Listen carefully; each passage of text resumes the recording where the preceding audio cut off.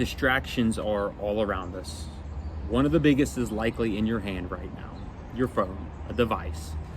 And as much good as can be found, and as much good as technology has brought to this world, I would argue that just as much bad has been the result of the technology and of the capabilities that we have right at our fingertips.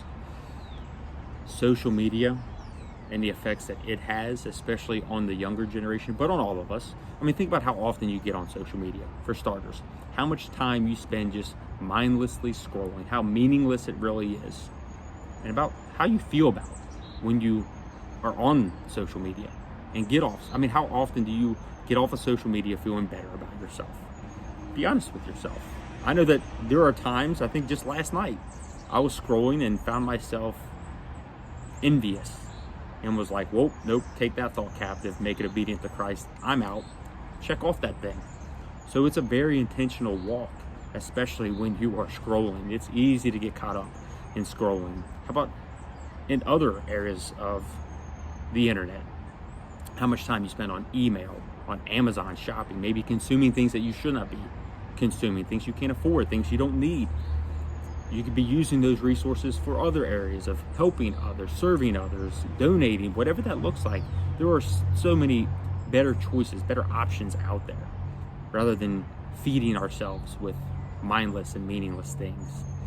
Sometimes we're looking at inappropriate content on the internet. I mean, it is just a couple of clicks away, right? And so think about how much time you're spending on the internet, on social media, emailing, all that stuff. I'm going to share with you one way to avoid that trap of mindlessly consuming content and doing meaningless things.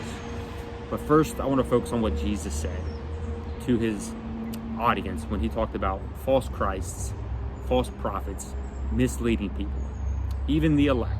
He talked about even the chosen people, the people that say that they know me, will be misled because they don't know him. They don't truly know him. They're not spending the time to get to know Jesus. And this is still very applicable to today. If we don't spend time with Jesus, and I'm not suggesting that you have to set hours aside in prayer, but inviting him into every atmosphere and environment that you are in. So would he find it acceptable, the things that you are scrolling with? So picture him with you as you are scrolling. Is he going to be laughing along with you? Or is he going to be shaking his head like, you probably should not be consuming this content? So that's one way to get rid of the garbage and the meaningless. But the other way is to make a plan. If it has to be hour by hour or half hour by half hour, one of the things that I do to keep me focused and on track is I look at a schedule every single day, making sure that I'm on the right track. And when life happens, when things pop up, I can easily get back on track. I just have to look at my schedule and to keep me as focused as possible. If you want to be successful, you have to remain focused in anything that you do. The more distractions that come your way, the more likely you are not going to be as successful as you'd like to be.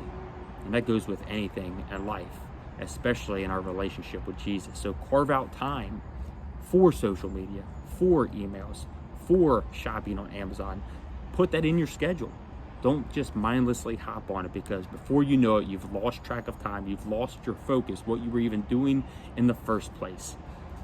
And most importantly, you won't lose sight of him, because in the end, he said, people will be led astray, even those who say that they know me, but they don't truly know him. So are you being distracted? Are you being misled?